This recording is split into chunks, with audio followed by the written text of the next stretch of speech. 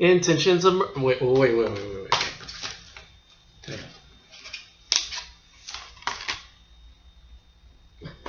Intentions of murder. Intentions of murder. What kind of Stockholm Syndrome shit is this? Seriously. Reverse Stockholm Syndrome, I don't know. Hello there, CriterioNate here. Number 471, Pigs, Pimps, and Battleships, 3 films by Shohei Imamura. Part 3, the final part, number 474, Shohei Imamura's Intentions of Murder. And I forget the Japanese title, but it's like, or I guess in some countries it was called Unholy Desire or something like that. Weird stuff. Anyway, gosh, 1964, 150 minutes, black and white, monaural, Japanese with doppelganger subtitles, and so on and so forth. So, final movie. This actually, surprisingly, might have been the best. I thought, I mean, just story-wise, and I thought it was an interesting character. It was kind of a combination of both Pigs and Battleships and the Insect Woman. Like, you know, if you put both in a blender and, you know, turn it on puree or something, this is the film you'd get. I liked it. I thought it was not bad. I don't think it's, you know, good enough for me to pick up. But then again, I don't know. Because the Insect Woman I wasn't crazy about, but like I'm almost tempted to get this set because I liked Pigs and Battleships enough, and Intentions of Murder I thought was kind of cool too. A little hard to watch at times, obviously due to the rape, but you know you can skip those scenes even though I don't know. But anyway, so Intentions of Murder. Sadako, she's a woman who lives with her husband, who's really abusive, Richie or something like that. And works at a library with his lover, whose name I can't remember. And like Richie keeps accusing Sadako of cheating on him, and even though he's a complete hypocrite because he is cheating on her with the woman at the library with him. And she's really obsessed with Richie, and she wants him for his own. Anyway, Sadako is there, and one day a burglar breaks in to steal her money, and before he leaves, he ends up raping Sadako. Sadako, being ashamed, initially plans to kill herself. However, she gets distracted by hunger, so she just moves on with her life. Later on, a few days later, Sadako is visited once again by the rapist, whose name I should look up. I don't remember his name. But he comes back, he rapes her again, and this time, however, this time he confesses that he's fallen in love with her. What is this? You know. So anyway, of course, she doesn't want anything to do with him. She also has, I should mention, she has a little son who I guess she had with her, you know, with Richie, and I guess due to Richie's position, I guess he was her employer at one point. I guess the courts don't acknowledge, Sadako is not acknowledged as the son of Richie, whose name, I forget his name too. But yeah, they all treat her like crap. They keep calling her fat, and like I don't think she's fat in the slightest. But at the same time, this was Japan. If you were like 130 pounds or something, then you were overweight. You know, 140 pounds, you were obese. You know, for a woman. You know. So anyway, Hirako, and that's the rapist's name, and the son's name, I forget his name. But anyway, so Hirako ends up running into Sadako and trying to get her to run away with him, and she keeps denying it. Meanwhile, Richie's lover, whose name I can't remember either, follows him around. I think it's I've forgotten his name, her name, and she follows him around with an Instamatic to try and convince Ricci that she's in an affair with this guy, even though she's trying to get him away. And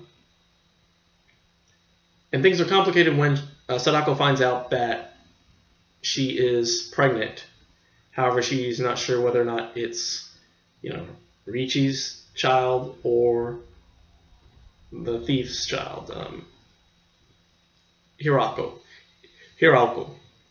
And so anyway, Hirako, tries to convince Sadako to run away with him to Tokyo, and they get on a train, and she ends up saving his life because he has like a seizure or something. He has like something wrong, and he needs to take medicine or something to relieve it. And so she ends up saving his life, and they end up going to a hotel, and then at that point she ends up willingly having sex with him. And then later on she ends up trying to pay him off and say, listen, I'll pay you to stay away from me. He doesn't want the money, he wants her. And they end up trying to run away together on a train, and they leave the train, and and so she tries to poison him to no avail. He knows that it's poison, and he ends up dying in the snow after he has another attack, and she can't find the medicine to save him. So she leaves his body there, runs into town. The woman who's following him, Ricci's lover, who's I think is Masuda, follows him, takes photos of the dead body, follows Sadako into town, where she starts to deliver in the middle of the street. Matsuda ends up trying to take photos of the car that takes Sadako to the hospital, and in probably the most brilliant holy crap moment, Matsuda is killed by a truck that slams right into her. She goes flying into the air, and that was it might be worth it just for that shot, because I was totally taken aback by that. I was like, holy hell, that was some good stuff on Imamura's part. Anyway, Sadako goes to the hospital. She ends up miscarriaging. They throw away the fetus, so nobody finds out who the baby is, because later on, at the scene of the accident, one of Ricci's fellow employees finds the Instamatic with the photos with Sadako and Hirayoko, and so Ricci ends up confronting her about it, and she denies everything. How at the same time confronting him about his affair with Masuda, and so he finds out that she was pregnant, and he tries to get the thing, but they already threw away the fetus. And so from that point on, the movie just kind of ends a little abruptly with kind of them just moving on from the situation, and Ricci gets a promotion at work, and Sadako goes to court to be finally recognized as Ricci's son's mother. So yeah. So anyway, that's the movie for you. Not a bad film. Again, the rape scenes are a little, of course, difficult to watch, but overall, I thought that the idea of a rapist falling in love with his attackee was disturbing enough to keep my attention. I know it sounds really wrong, but yeah, I thought it was interesting, just how, because even then she kind of, is a little Stockholm syndrome-ish toward him when she willingly has sex with him, So there's, the two sides, but I think he doesn't really love her. He's just kind of maybe just lonely and obsessed or something. We found out at one point, when she comes to pay him off, he's actually a drummer in a club. He plays in a house band for a club or something. And it's a really shitty drummer, just boom, boom, boom, boom, boom, boom, boom, boom, boom. It's like those kind of musical, nods are always fun for me to watch. Like his past movies, there's a little bit of stop motion with dialogue over it, a lot of interior dialogue with Sadako, fretting about the father of the child. So it's definitely an Imamura film through and through. And the ending with with the caterpillar crawling on Sadako's leg could totally be a nod toward the insect woman, and I wonder if that was intentional or not. But what? No, never mind. So yeah, again, a great film. I really enjoyed this film. I mean, not the greatest film ever, but definitely the best Imamura film. If we were ranking them, I'd say it was. I'd go probably. It's probably Intentions of Murder, Pigs and Battleships, Vengeance is Mine, The Insect Woman, and then The Pornographers as the worst of his films. So yeah, that's my little take on the film, and I would recommend checking this one out. If you have to see an Imamura film, check out Intentions of Murder.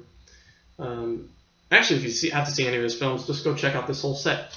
But now that I've wrapped it up, I have to say this title is a little bit misleading. Okay, we get pigs, obviously, in Pigs and Battleships.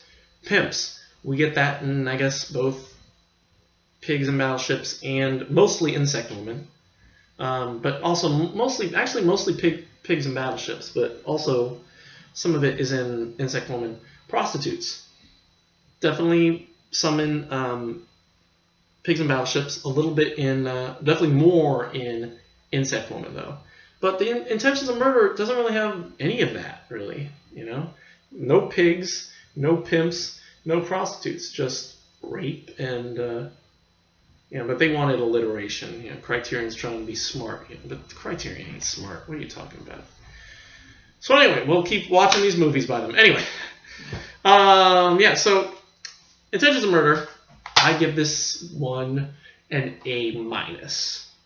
I thought the ending was a little quick, but the rest of it was interesting enough. And the rape, of course, is not cool. But still, the plot line was intriguing enough. So I give it an A-. Intentions of Murder. So supplements, another interview with Imamura with Tadao Sato, just from the same setting with as they did with the Insect Woman, and another interview with Tony Raines, and that's it. So that concludes my review of the 3-part review of Pigs, Pimps, and Prostitutes. Overall, I give this a B+. It's one I might pick up. I don't know if I'll ever. I mean, definitely to see the first film and the last film and watch the Insect Woman again just for more context, because again that movie had me just confused. But yeah, so we'll see. Anyway, that's it for this Pigs, Pimps, and Prostitutes. B+. So that's it for today. We're moving right along. Tomorrow, Friends of Eddie Coyle. Let's see, possibly Monday. The Curious Case of Benjamin Button. I'm not sure. This movie's actually pretty long, and I don't really have a lot of time on Monday, so I'm not sure. We may be having to do that on Tuesday, which would work perfectly because after that is Bergman Island, and I have plenty of time to do this on Wednesday because it's really short, and again, we've already seen it, so it's nothing surprising. So that'll probably be the plan. We'll do Friends of Eddie Coyle. Or we might even do that one on Monday. We may take tomorrow off. I'm not sure. So you either see Friends of Eddie Coyle tomorrow or Monday. We'll see. Curious Case of Benjamin Button on Tuesday. Bergman Island on Wednesday. Thursday, we will do the Last Year at Marienbad, which you can't see the title. It's all in freaking embossed, because Criterion thinks they're so smart, It's probably, I think there's something up with the packaging that lights it up or something, but anyway. So we'll do that on Thursday, I hope. And then Friday we'll sit down to dinner with Louis Malle in the film My Dinner with Andre. And then the next weekend we will attempt to attack The Human Condition. And from that point on, I'll put a hold on the rest. I haven't put a hold on any more, but I know The Human Condition is on its way. That one I may have to do split up into 2-parters. So it may take both Saturday and Sunday of next week. So we'll see. Anyway, that's it for me. Thank you for watching. Don't rape people, and don't fall in love with your rapist, and don't fall in love with the person you rape, and yeah, and don't call your mother fat, you know, especially if she actually isn't, you know. And yeah, so that's it for me. Thank you for watching, and we will see you all tomorrow or Monday for the Friends of Eddie Coyle.